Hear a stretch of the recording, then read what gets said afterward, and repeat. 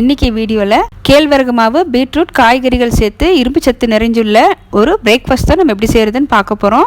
இந்த உடம்புல இரும்பு சத்து குறைவாக இருக்கிறவங்க, உடல் சோர்வாக இருந்ததுன்னா கண்டிப்பாக இந்த பிரேக்ஃபாஸ்ட் வாரத்தில் ஒரு 2 முறையாவது செஞ்சு சாப்பிடுங்க. உடம்புக்கு ரொம்பவே நல்லது. வாங்க இந்த ரெசிபி எப்படி பண்ணுறதுன்னு நம்ம வீடியோக்குள்ளே போய் பார்த்துடலாம்.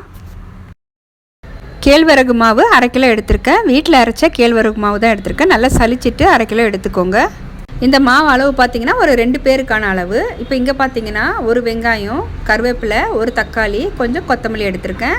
காரத்துக்கு 1 ஸ்பூன் அளவுக்கு மிளகாத்தூள், தூளுப்பு 1/2 ஸ்பூன் அளவுக்கு எடுத்திருக்கேன். 2 ஸ்பூன் அளவுக்கு தேங்காய் துருவல் எடுத்திருக்கேன். ஒரு பீட்ரூட் துருவி வச்சுருக்கேன். இப்போ இது கூடவே ஒரு வெள்ளரிக்காய் துருவி எடுத்திருக்கேன். வெள்ளரிக்காய்க்கு பதிலாக நீங்கள் வெள்ளை பூசணிக்காய், சொரக்காய் கூட எடுத்துக்கலாம். அதுவுமே உடம்புக்கு ரொம்பவே நல்லது. இப்போ நம்ம எடுத்திருந்த பொருள் எல்லாமே நம்ம மாவு கூட சேர்த்துக்கலாம். தேங்காய் சேர்க்கும் போது இந்த அடை பார்த்திங்கன்னா நல்ல ஒரு டேஸ்ட்டாக இருக்கும். ஒரு சின்ன வெள்ளரிக்காய் துருவி எடுத்திருக்கேன். ஒரு பீட்ரூட் எடுத்திருக்கேன். பீட்ரூட்டுக்கு பதிலாக நீங்கள் கேரட் கூட யூஸ் பண்ணிக்கலாம். இப்போ தண்ணி ஊற்றாமல் நல்லா ஒரு தடவை நல்லா பிசைஞ்சுக்கோங்க. நம்ம சேர்த்துருக்கிற இந்த காய்கறிலேயே நிறைய தண்ணி இருக்கும். நல்லா ஒரு தடவை மிக்ஸ் பண்ணிவிட்டு தண்ணி கொஞ்சம் கொஞ்சமாக விட்டு தோசை மாவு பதத்துக்கு கரைச்சி எடுத்துக்கிறேன். நம்ம இதே மெத்தடில் கம்பு அடை கூட செய்யலாங்க. காய்கறிலாம் சேர்த்து கம்பு அடை, சோள அடையும் செய்யலாம். நம்ம உடம்புக்கு ரொம்பவே நல்லது. வாரத்தில் ஒரு 2 தடவையாவது சிறுதானியங்கள் சேர்த்து நீங்கள் அடை செஞ்சு சாப்பிடுங்க.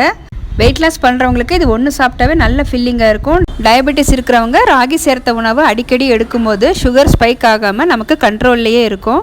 இப்போ மாவு பார்த்திங்கன்னா நல்லா கரைச்சி எடுத்தாச்சு. இப்போ தோசை கல் வச்சுருக்கேன். கல் நல்லா சூடாக இருக்குது. மாவு இந்த பதத்தில் கரைச்சி எடுத்திருக்கேன்.